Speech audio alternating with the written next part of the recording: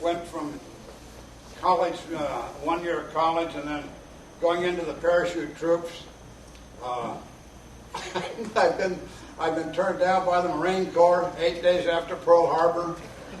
I took the exam to be a fighter pilot at the University of Oregon in April of 1942, and I couldn't pass the mathematics because the little Catholic school in Astoria, we only had about 20 students in high school, and the nuns had very limited high math that we could do, and I didn't have the background to do it, and I couldn't pass the Air Force exam.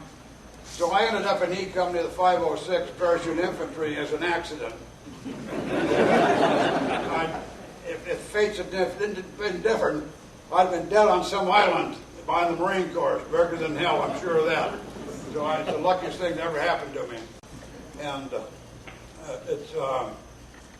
I don't know of any event in my life that will ever come close to matching what occurred with me when I joined E Company of the 506 Parachute Infantry.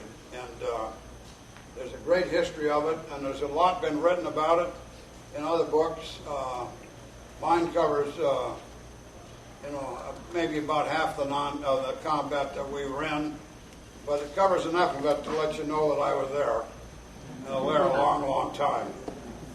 According to Dick Winters, I'd fought more consecutive days of combat with E Company than the other man in the company, and I never went out until off the Rhine River in late April of 1945, just before the division went to the Eagle's Nest, the Hitler's Eagle's Nest, and I was in a hospital in Liège, Belgium when that happened, so I missed a big hit. Later on, I was down in Florida to visit a close friend of mine named Don Moon, who was in my company, and before I left his house in Florida, he said, "I got a present for you," and he handed me a dress bayonet taken out of the Eagle's Nest. So if anybody deserved something out of the Eagle's Nest, it was me. And so he was giving me this bayonet.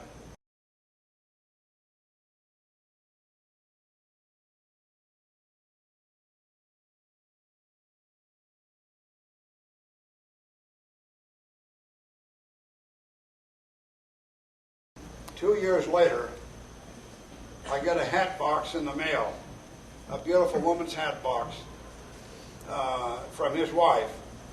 And his wife was a model in New York. And every picture, every bluebonnet margarine thing there is has his wife's picture on it. And I get this hat box from her. And open it up, he passed away, and lift it up, and there sits the Luger out of the Eagle's Nest that he gave me when he died. So I got two things out of there, even though I wasn't there myself to grab them. They sit right now in a Wells Fargo dungeon in Salem, Oregon, and they'll be there, I guess, forever. I don't know when I'll get by there, if ever.